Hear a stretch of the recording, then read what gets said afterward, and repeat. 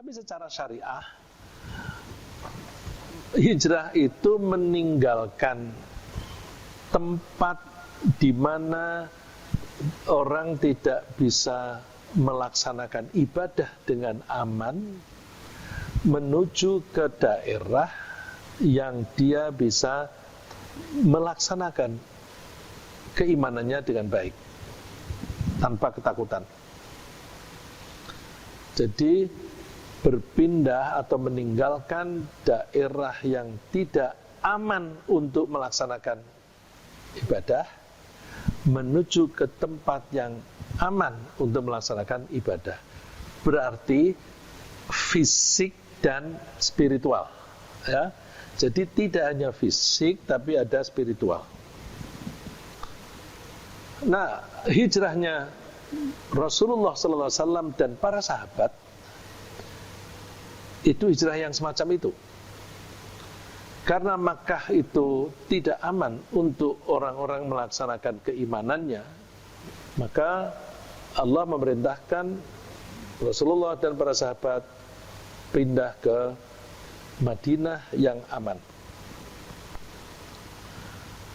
Kalau yang dikatakan hijrah adalah pindah dari Makkah ke Madinah, apakah sampai sekarang masih berlaku? Tidak, karena sudah aman. Mulai kapan aman itu? Tahun ke-8 setelah hijrah. Jadi waktu Rasulullah hijrah ke Madinah, itu orang-orang Mekah khawatir kalau Rasulullah makin hari makin banyak pengikutnya. Mumpung pengikutnya belum banyak, mereka menyerbu. Tahun pertama mereka berusaha menyerbu, tapi sampai di perjalanan mereka pesta-pesta, habis pesta-pesta males, jalan terus, pulang lagi. Terus tahun berikutnya mereka betul-betul berangkat, dan perang terjadi, perang Badar. Sampai tahun ke-5, yaitu pada saat orang Mekah mengerahkan tentara tidak hanya dari Mekah tapi juga dari Taif yang jumlahnya ribuan untuk menyerbu ke Madinah, sampai Rasulullah beranggapan bahwa jumlah tentara kita tidak memadai untuk berhadapan langsung dengan tentara Mekah. Karena tidak memadai, maka diputuskan membuat apa? Parit. Itu perang yang terakhir, tapi tidak terjadi pertempuran karena mereka memblokade Madinah berhari-hari. Lalu Allah mengutus angin yang kencang sehingga terjadilah badai pasir. Mata mereka pada sakit, kemasukan pasir. Lalu terus mereka putuskan pulang. Jadi wahazamal ahzaba wahdah. Allah mengalahkan tentara-tentara yang berkelompok-kelompok itu sendirian, Allah sendiri. Nah, sejak saat itu mereka mulai keder menghadapi orang Islam. Tahun berikutnya Rasulullah ngetes dengan cara pergi umroh ke Makkah. Terus, tapi siap. Kalau mereka mengajak tempur, kita harus siap tempur. Tapi kita berangkat untuk umroh. Ternyata sebelum masuk Makkah, Rasulullah mengutus seseorang untuk minta izin, tidak diizinkan. Seseorang diutus menemui tokohnya Makkah, Abu Sufyan, minta izin masuk. Siapa itu orang yang diutus oleh Allah, oleh Rasulullah? Utsman. Kenapa Utsman? Karena Utsman ini masih ada hubungan darah dengan Abu Sufyan, dengan pimpinannya Mekah. Nah, terus pulang kembali ke Madinah. Ternyata orang Mekah sebelum pulang itu Rasulullah bikin perjanjian dengan orang Mekah, bermacam-macam perjanjiannya itu. Ternyata di tahun berikutnya itu mereka melanggar perjanjian itu. Lalu Rasulullah memutuskan untuk menyerbu ke Makkah pada tahun ke-8. Ternyata Mekah sudah tidak berani menghadapi, mereka memilih sembunyi di rumah masing-masing. Ada yang lari. Ya. Yang lari itu terutama orang-orang yang dulu yang paling jahat, karena takut dibunuh. Ada yang lari bilang pamannya sama saudaranya, aku mau nyebur laut aja daripada dibunuh oleh Muhammad. Terus saudaranya yang menghadap Rasulullah, Rasulullah, adikku itu lari karena takut dibunuh. Kalau dia tidak berusaha memerangi, ya, dia maunya damai, boleh nggak pulang? Oh, boleh, susul aja, suruh pulang. Tidak ada syarat harus Islam, tapi yang penting tidak memusuhi. Terus disusul pulang. Nah itu orang yang merasa waktu memusuhi Nabi itu sangat jahat itu. Nah, begitu Makkah itu takluk, maka hijrah sudah tidak wajib lagi. Ya, tidak ada kewajiban hijrah dari Makkah ke Madinah. Lalu bagi kita, hijrah masih perlu nggak? Dilihat. Kalau situasinya seperti Rasulullah dan para sahabat di Mekah, maka hijrah secara fisik dan mental sekaligus itu harus. Jadi misalnya gini, tinggal di satu daerah yang penguasanya itu begitu zalim, sampai orang-orang Islam tidak bisa sholat di situ, diancam dibunuh dan sebagainya, maka hijrah itu wajib. Contoh yang terjadi sudah lama, yaitu di Spanyol. Di Spanyol ketika Spanyol itu berontak, waktu itu Spanyol dikuasai oleh orang Islam Bani Umayyah. Bani Umayyah selama ratusan tahun atau 80 tahun. Saya lupa berapa lamanya. Terus mereka berontak, akhirnya mereka bisa mengambil alih kekuasaan. Begitu mengambil alih kekuasaan, orang-orang Spanyol memberi pilihan kepada orang Islam. Kamu kembali ke agama semula, atau kamu dibunuh, atau kamu pergi meninggalkan Spanyol. Pilihannya 3. Ada yang kembali ke agama mereka, ada yang dibunuh, dan banyak yang pergi meninggalkan Spanyol. Nah, ketika keadaan seperti itu, hijrah wajib nggak? Wajib. Ya, jadi kalau kita berada di suatu daerah yang keadaannya seperti itu kan mirip-mirip dengan waktu di Mekah. Maka hijrah secara fisik dan rohani itu wajib. Tapi bukan dari Mekah ke Madinah, tapi di daerah yang berbahaya menuju ke daerah yang aman. Nah. Lalu kalau kita seperti kita di Indonesia, kewajiban hijrah masih ada nggak? Yang masih ada hijrah secara spiritual. Hijrah secara spiritual itu kan tadi kalau orang meninggalkan Mekah ke Madinah itu kan supaya bisa melaksanakan perintah Allah dan meninggalkan larangannya. Kalau kita berada di satu daerah aman, tapi kita di situ lalu kita banyak melakukan dosa, maka kita dianjurkan hijrah. Hijrah secara rohani, bisa tetap tinggal di situ, tetapi meninggalkan maksiat. Ya, meninggalkan maksiat menuju ke berbakti kepada Allah. Jadi hijrahnya hijrah secara spiritual. Tapi kalau misalnya aman sih aman, tetapi daerah itu sulit dipakai untuk melaksanakan perintah Allah. Dulu ada misalnya Kalijodo, ya, orang tinggal di situ kira-kira melaksanakan ibadah bisa baik nggak? Sulit kan? Sulit. Budayanya pun sudah beda. Ya, waktu itu yang saya dengar, ya, sebagai wartawan, saya dengar bahwa anak-anak itu main-main, misalnya main gundu atau main badminton. Terus kalau ada orang dewasa masuk situ masih asing, terus anak-anak itu suka nanya, "Bapak cari apa ke sini?" "Aku cari cewek yang begini.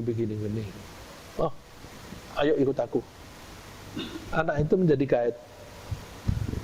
Setelah ketemu, terus anak itu kembali lagi main.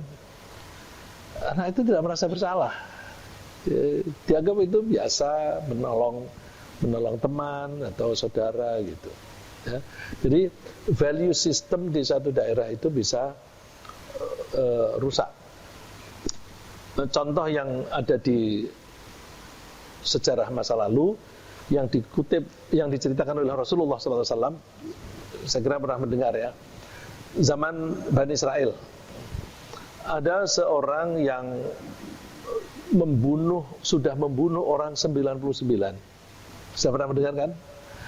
Lalu dia ketemu seorang pendeta. Dia tanya, "Kalau aku taubat, kira-kira diterima enggak setelah aku membunuh 99?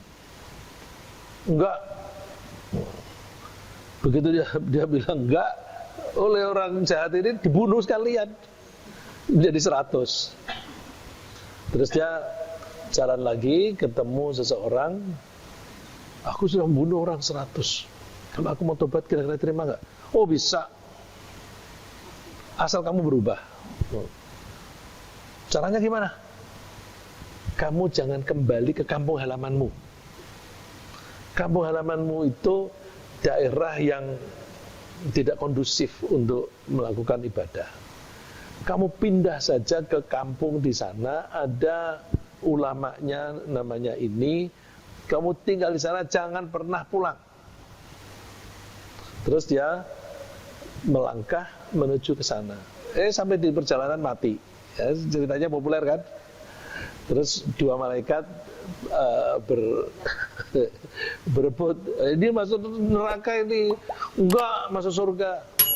Terus ditengahi, gini deh, diukur jarak antara sini menuju ke kampung yang dituju dan diukur dari tempat daerah yang dia tinggalkan mana lebih jauh. Ternyata lebih dekat yang dituju, beda sedikit, bisa 1 hasta gitu. Surga. Ya. Jadi meninggalkan daerah itu bisa daerah yang tidak aman, bisa daerah yang tidak kondusif untuk ibadah. Tapi itu bisa berlaku untuk Mas Zuhri enggak? Nanti dulu. Kalau Mas Zuhri ini berbakat untuk berdakwah di daerah seperti itu, ya jangan pergi. Kalau dia pergi, siapa yang ngajari mereka? Yang mendakwai mereka siapa? Yang ngajari ngaji siapa? Jadi kalau untuk orang yang memang bisa berdakwah di daerah itu, malah jangan pergi, tetap di situ. Kalau dia sudah kokoh ya sudah kokoh imannya. Orang yang tidak kokoh pergi aja, gitu. Ya, jadi relatif sekali. Nah, pelajaran yang kita ambil untuk kita saat ini adalah bahwa hijrah secara rohani tetap berlaku bagi kita. Rasulullah mengatakan bahwa hijrah tidak lagi wajib setelah Fathu Makkah. Rasulullah hadisnya, "La hijrata ba'dal fathi, walakin jihadun wa niyyah." Tidak ada lagi kewajiban hijrah setelah terbukanya atau takluknya Makkah. Tapi yang masih ada adalah jihad dan niat. Niat itu apa? Niat ya niat. Niat itu tujuan. Jadi tujuan mengabdi kepada Allah. Jadi harus ada niatan dari hati. Terus kita berusaha melaksanakan niat tadi dengan sebaik-baiknya. Berusaha keras melaksanakan niat tadi namanya jihad. Jadi jihad itu tidak harus berarti perang. Justru perang itu adalah alternatif terakhir kalau sudah kepepet. Nah, untuk kita cek masing-masing, apakah kau masih suka melakukan maksiat. Kalau masih, berarti aku wajib hijrah. Nah, hijrah itu gimana? Ya belajar lagi, terus berkumpullah dengan orang-orang yang suka beribadah. Coba kalau kita tidak pernah kumpul di pengajian seperti ini, semangat kita beribadah kekuatan mana dengan sering berkumpul? Sering kumpul kan? Jadi social support, dukungan masyarakat itu kita butuhkan. Ada nyanyian yang dipopulerkan oleh MH Ainun Najib, Tombo Hati iku limo, ya, obatnya hati itu ada 5. Salah satu di antara 5 itu adalah orang berkumpul dengan orang yang soleh. Siapa itu yang ngarang itu? Ada yang coba menelusuri itu, ternyata yang mengarang itu Kiai Nawawi Banten. Nah, zaman dulu itu kan nggak ada copyright segala. Dan orang-orang yang seperti itu nggak butuh copyright. Bahasanya Jawa. Lu Banten pesisir kan bahasanya Jawa, Bu. Ya, Banten pesisir itu bahasanya Jawa. Itu ya campur, Pak. Memasakkan kopi di sana. Oh gitu. Kopinya kan di sana. Ya. Ya. Ya, jadi salah satu mendorong diri kita supaya kita bisa berhijrah dengan gampang adalah kita banyak-banyak bergaul dengan orang baik. Itu bisa dilihat di surat Al-Kahfi, surat 18 ayat 28. Wasbir nafsaka ma'al ladzina yad'una rabbahum bil ghadati wal 'ashyi yuriduna wajhah wa la ta'du 'ainaka 'anhum turidu zinatal hayatid dunya wa la tuti' man aghfalna qalbahu 'an dzikrina wattaba'a hawahu wa kana amruhu furuta. Bersabarlah kamu bersama-sama dengan orang yang selalu memanggil-manggil Tuhannya, baik pagi maupun sore, siang atau malam. Jadi Rasulullah dan kita semuanya dianjurkan untuk selalu bergaul dengan orang-orang yang suka menyebut-nyebut Allah. Menyebut-nyebut Allah itu bisa sholat, bisa zikir, bisa majelis taklim. Kumpuli. Karena apa? Orang-orang seperti itu yuriduna wajah. Mereka hanya mengharapkan ridhonya Allah. Nah, kalau kita suka bergaul itu gampang. Makanya yang saya tangkap dari Pak Abdillah tadi, kita ini sholat menjadi renggang, ini menjadi kurang semangatnya kurang ya Pak ya. Jadi bisa merenggangkan itu. Kalau kita makin akrab, makin bagus itu. Ya mudah-mudahan ini wabah ini segera pergi sehingga kita bisa kembali seperti semula. dan kita selalu bersama-sama. Dan salah satu manfaatnya berkumpul dengan orang-orang baik itu kan kalau kita berbuat salah ada yang negur.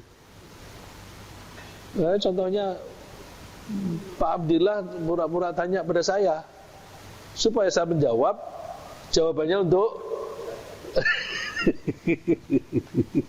terima kasih Pak Abdillah. Saya punya teman ada juga yang begitu. Dia tuh kalau kepengen sesuatu dibahas, dia pura-pura tanya. Padahal saya tahu dia tahu, dia sudah mengerti itu. Dia tanya supaya saya jelaskan nanti biar orang lain dengar begitu. Nah, Zuri ya. Nah, mudah-mudahan masjid kita menjadi lebih baik. Maksudnya Pak Abdillah begitu kan? Ya. Ya, ayat itu berlanjut. Wala ta'du 'ainaka 'anhum. Kamu jangan menjauhkan matamu dari mereka. Jadi jangan kamu tinggalkan bergaul dengan mereka itu. Meninggalkan dalam rangka apa? Turidu zinatal hayatid dunya, kamu meninggalkannya karena kepingin hiasan dunia. Artinya, kumpul sama orang-orang ini tidak membuat aku kaya. Aku lebih baik kumpul sama orang-orang yang aku bisa menjual barangku, produkku. Kan ada begitu kan ya? Ada orang yang saya kenal, aku kagum, dia suka ngaji, dia ahli hukum, lawyer. Terus tahu-tahu dia nggak pernah kelihatan lagi ngaji dengan orang lain. Orang lainnya itu ternyata Syiah. Loh, apa dia menjadi Syiah? Terus lama-lama dia pindah lagi kepada perdukunan. Loh, kok jadi pindah? Terus suatu saat saya mencoba menghubungkan, ada teman yang butuh jasa hukum, saya pertemukan. Terus teman saya bilang, oh bagus itu gini. Ternyata buntutnya enggak. Oh enggak, ternyata dia bukan orang baik. Saya baru sadar. Jadi rupa-rupanya dia waktu rajin mendatangi pengajian saya, itu tujuannya bukan ngaji. Tujuannya mencari teman-teman yang butuh jasa hukum dia. Yang ngaji pada saya waktu itu banyak orang asing. Orang asing yang pasangannya orang Indonesia. Ditawari, tuh kalau kamu kepingin hartamu aman, kamu mesti membuat perjanjian, namanya prenup agreement. Kalau kamu punya perjanjian itu, nanti kamu aman. Saya tidak tahu teknisnya hukum. Terus ada beberapa di antara mereka itu yang, ya deh aku bikinin gitu. Kalau aku tanya, itu bayar berapa? Saya tanya pada dia sendiri. Oh, kalau sama Pak Guru gratis. Oh, berarti dia baik hati. Rupa-rupanya yang saya dengar mahal sekali. Bilang pada saya gratis, tapi ternyata mahal. Nah, itu, jadi hati-hati ya, orang yang datang ke pengajian tidak selalu orang yang kepingin meningkatkan iman. Ada kalanya bergabung karena dia mau menawarkan jasa asuransi. Itu, karena dia kan mesti mencari teman. Terus mana nih yang potensi? Nah, orang semacam itu tidak hanya datang ke pengajian. Kalau ada kelompok-kelompok olahraga, orang tua suka olahraga di velodrome begitu, rupa-rupanya dia mencari klien gitu. Ya, jadi bukan yang seperti itu yang namanya hijrah. Kalau hijrah itu yang ngaji dengan niat untuk meningkatkan keimanan dan ketakwaan. Saya berani ngomong begitu seperti ini karena saya lihat bapak ibu ini nggak ada tuh yang seperti itu. Ya insya Allah niatnya benar ya. Tapi nggak salah kan? Itu kan trik-trik sales itu. Iya, itu Texas sales, tapi Tapi yang seperti itu kan tidak dapat pahala, Pak. Ya, itu salah. Tapi ada contoh juga syariat tuh. Ya. Untuk dari rakyat datang ke kajian. Ya, ya, ya. Iya. Ya. Ya. Dan saya waktu itu sering ditawari, Pak. Bukan di bank. Pak Ustadz, tawarin dong umroh. Nanti kalau ada orang sekian nanti Pak Ustadz gratis. Wah, supaya saya mau menawarkan itu. Terus saya pikir, loh kok berubah? Aku niatnya pengajian itu untuk mencari ridho Allah, kok terus jadi untuk mencari dolar? Enggak, saya langsung tolak. Nggak bisa. Itu bukan aliran saya. Tapi banyak ustadz-ustadz yang tergoda. Gitu. Jadi kalau Pak Kiai Mustafa dulu almarhum, dia suka bilang banyak ustadz-ustadz yang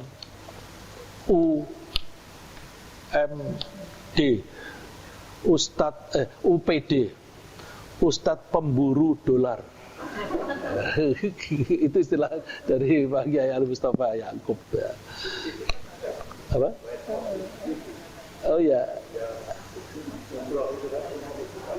Ya, ya, ya. Ya, ya, ya. Ya, terus satu, kita berusaha berkumpul dengan orang-orang yang salih. Terus seperti orang yang membunuh sampai 100 orang tadi, tinggalkan kelompok yang suka bermaksiat. Tidak usah bergaul dengan mereka. Terus kita tinggalkan. Nah, misalnya ya ayat itu tadi masih berlanjut, wala tuti' man aghfalna qalbahu an dzikrina. Kamu jangan menuruti ajaan orang-orang yang hatinya lupa, yang lupa kepadaku, kepada Allah, wattaba'a hawa, dan dia suka mengikuti hawa nafsunya sendiri, dan perilakunya suka melampaui batas. Jadi berarti kita bergaul mesti hati-hati. Karena kalau misalnya kumpul dengan orang semacam itu, saya pernah ketemu, ayo kita minum di Manila waktu itu. Terus ternyata dibawa ke pub, kan orangnya bawa mobil, jadi saya nggak tahu kemana, parkir di situ. Loh kok ke pub? Udah nggak apa-apa, aku yang bayar. Wah, itu bisa kejebak kita, ya. Jadi hati-hati dalam bergaul. Kita jangan bergaul dengan orang-orang semacam itu. Firman Allah misalnya di surat Al-Muzammil ayat 10, wasbir ala ma yaqulun, sabarlah kamu terhadap apa yang mereka ucapkan, wahjurhum hajran jamila, dan hindarilah mereka. Tadi saya bilang hijrah itu bisa juga berarti tidak bergaul dengan seseorang karena dia banyak melakukan maksiat. Wahjurhum hajran jamila, jauhilah orang-orang semacam itu dengan cara menjauhi yang baik. Jadi tidak dengan cara menjauhi yang bermusuhan, tapi dengan cara yang baik.